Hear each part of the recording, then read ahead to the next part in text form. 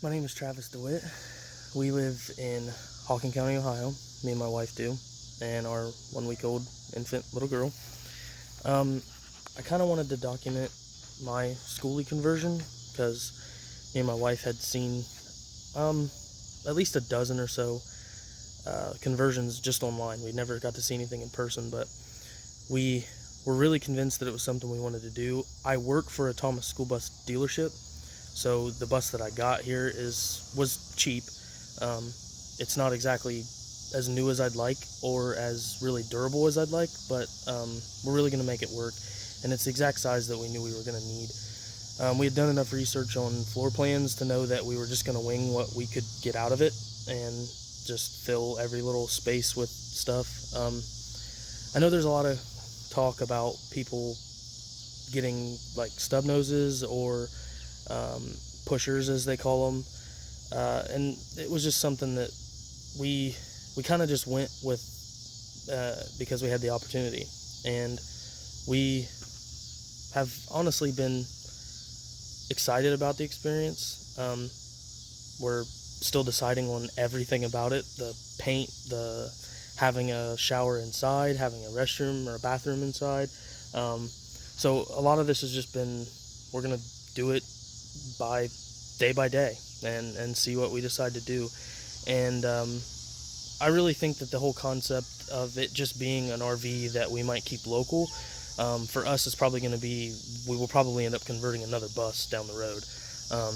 It's just not something that I see us staying in for a very long time. And I'm hoping to build the interior well enough that if it doesn't work for us, then someone could very easily take it themselves and change a few things, and they could do the same thing we did for the first 3 or 4 years that we used it. But I want to share some of the info on it and at least get this part documented before anything else drastic changes, and just to put it out there and see if anybody has any comment. So this is my 2005 Freightliner. It's Thomas built Freightliner chassis. It is a safety liner C2, and it used to have the, right there, it used to have the C2 sticker. And the coolest thing for me about getting the C2 was that I just didn't see many of these conversions online. And I looked at a lot of dealerships and just saw that they were going for a lot more than those internationals and the EFs, the engine front they call, and then some of the ERs, which looks the same but has the engine in the rear. And this is just a more traditional bus. I think this body style is a lot more popular. The body right before this one from Thomas was the FS65, and there was a bunch of different engine options and drivetrains and so on and so forth. But I don't know the exact length on this one. I have not measured it. I know that it fits barely on our property. As you can see, this is the property line, and that fence behind the car and the bus is the other side. So I do have enough room just to pull a vehicle in here when I need to get in the garage or I'm bringing materials home or anything to that nature. But I've taken all the stickers and everything off and was playing around with some paint there. But I repainted the grill, just trying to do little things as I have time. Again, we have a 1-week-old baby now, so my time's kind of limited. But I work for the dealership, so I've gotten the tricks and things that I know about these buses has really helped me know what I want to accomplish out of it and what I need to do to basically deconvert it from a school bus into what will be our Skoolie. And for us, it's been kind of troubling to watch everything that's been on YouTube. It's very overwhelming. You really have to spend some time online getting a better idea of what you think. We've seen so many different colors that now we can't decide on one. We don't know where to split it. We don't know if to leave the top white and paint the bottom a different color. There's just so many things. But the real basis now is that we want to get the biggest air conditioner for an RV on top that we can. I would really like to have a lot more AC power and not have a ton of DC powered things. So my plan right between that angled piece and that where this S starts basically, I'm going to put a box underneath for a generator, and that generator is going to serve as our entire power basis. Now I'm going to integrate what they call a shore power plug. So I'll be able to plug into 30 or 50 amp service from like an RV park, and that's really where we're wanting to go. I know a lot of people that do have Skoolie conversions. They boondock a lot, and it seems to be more of an out west thing. Again, we're in Ohio, so I don't know how popular it is around here, because we don't really know anybody that has one. But the boondocking, quote unquote, I don't think is really our lifestyle, unless we decide to go across country, which I'm not sure right now if we will. Yeah, not knowing exactly where we think we'll end up with this thing, we didn't want to leave any options out, so that's why I'm going to go with the generator in it, and power everything, a water pump, water heater. It's going to be a pretty good sized generator. Have the roof AC to be able to run on it all the time, and then I'm going to do a inverter that really is just going to be big enough to run maybe a few outlets and run the AC when we're driving down the road. And a little bit of backstory for me was that I went to college for heating and cooling, and then I ended up with sort of family at the dealership that I work at now, and I was very fortunate to get that job, and I'm massively appreciative of that and everything that my cousins have done to help me get in there. And that's really what turned all this on for me. I had thought about it before, and it wasn't something that was feasible at all, because of me not knowing anything about them, or how to get one, or how to register them, or how to insure them. And those are all subjects that I hope that people ask about, and I'm hoping that eventually, if Ohio becomes a huge Skoolie state, that more and more people are asking, and I hope to be of help to answer any of those questions for somebody. But just to touch up and kind of finish my thought on why I wanted to document this for now and where I wanted to go, I just don't know of a floor plan. We just don't know exactly what we want to do.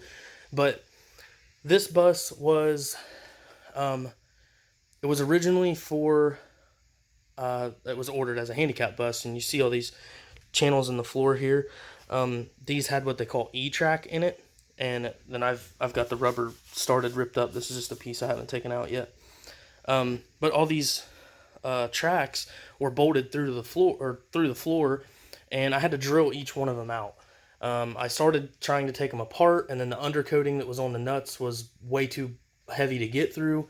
They're in really odd spots. If you've ever looked under a bus, there's ribs and all kinds of things, and there was just no good way of doing it. And the work that we've done, we haven't done a whole lot with floors, but my cousins tell me the best thing is to just drill the bolts out, punch them through, and go from there of whatever you want to do. Now, there is enough damage in this floor for me that I'm going to put all new plywood down.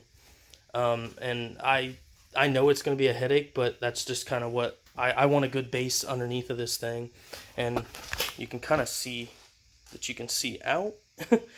So it does have its wear. Again, it's a 2005, so it's 15 years old now. It's got 227,000 miles on it. It is a Mercedes engine. I believe it's the MBE 9000. I could be wrong on that, but I'm pretty sure that's the code for the engine. And it does have a 6-speed Allison automatic. It's a little weird for what most Thomases are now, because it has a column shift, which most of the new buses have either a digital or a mechanical that sits right in that spot. But that area, and I've got plenty of room. The switches are integrated, and I know kind of everything I'm going to do with that. I will go over that with my wife, and when I get everything done, the yellows and the reds still work. The stop sign's still on it.